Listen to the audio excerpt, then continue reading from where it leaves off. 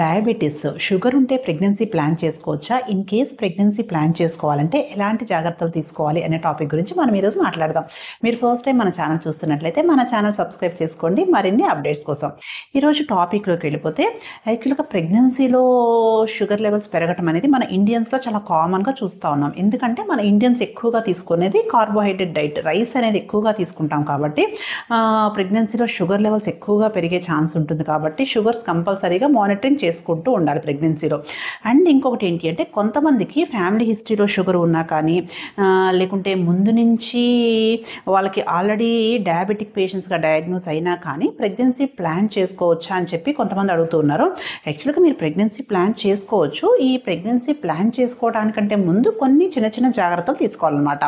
మెయిన్గా ఏంటి అంటే మనకి హెచ్బిఏవన్సీ లెవెల్స్ అనేది ముందు డయాబెటిస్ అనేది కంట్రోల్డ్గా ఉంటుందా లేదా అనేది ఒక 3 to 6 months ముందే ప్రిడిక్ట్ చేస్తూ ఉంటుంది. సో హెచ్బిఏవన్సీ లెవెల్స్ చూసుకుంటే మనకి ఈ డయాబెటిక్ ఫ్లక్చువేషన్స్ ఛాన్సెస్ కంట్రోల్లో ఉంటుందా లేదా అనేది కొంతవరకు ప్రిడిక్ట్ చేయొచ్చు అనమాట.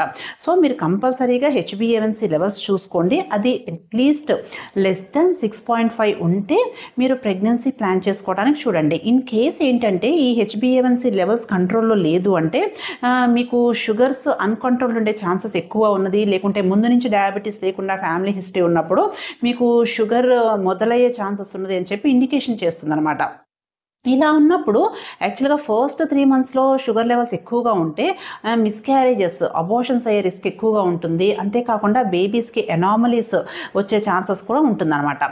సో మీరు ప్రెగ్నెన్సీ ప్లాన్ చేసుకోవడానికి ముందే ఈ హెచ్బిఏవన్సీ లెవెల్స్ అనేది కంట్రోల్లో ఉండేటట్టు చూసుకోండి. ఇంకొకటి ఏంటి అంటే మీకు ఆల్రెడీ డయాబెటీస్ ఉన్నప్పుడు మీరు వాడుతున్న మెడిసిన్ అనేది ఎలాంటి మెడిసిన్ వాడుతున్నారు అని చెప్పి ఒకసారి మీరు డాక్టర్ గారి కన్సల్టేషన్ తీసుకోండి. సో మీరు ప్రెగ్నెన్సీ ప్లాన్ చేసుకుంటున్నారు, మీరు వాడుతున్న medicine in case pregnancy confirm అయితే కంటిన్యూ చేసుకోవచ్చా, అదర్వైజ్ వేరే మెడిసిన్ ఏమన్నా చేంజ్ చేస్తారా, లేకుంటే కొన్ని రోజులు షార్ట్ కోర్స్ ఇన్సులిన్ డోసెస్ పెడతారనమాట.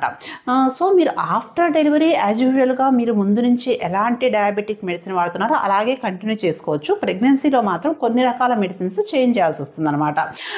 సో మీరు వాడుతున్న మెడిసిన్ వాడుకోవచ్చా లేదా కనుక్కోవటం ఒకటి, హెచ్బిఏవన్సీ లెవెల్స్ కంట్రోల్లో ఉన్నాయా చూసుకోవడంతో పాటు మెయిన్గా lifestyle changes, diet, healthy diet and exercise follow అవటము, అండ్ మీ డైట్లో షుగర్స్ పూర్తిగా అవాయిడ్ చేయటము, బయట ఫుడ్స్, ఫాస్ట్ ఫుడ్స్ అవాయిడ్ చేయటము, అండ్ యాంటీ ఆక్సిడెంట్స్ ఎక్కువగా ఉండే న్యాచురల్ ఫుడ్స్ అంటే మనకి నేచర్కి దగ్గరగా ఉండే ఆర్గానిక్ ఫుడ్స్ ఎక్కువగా తీసుకోవటము చేయండి.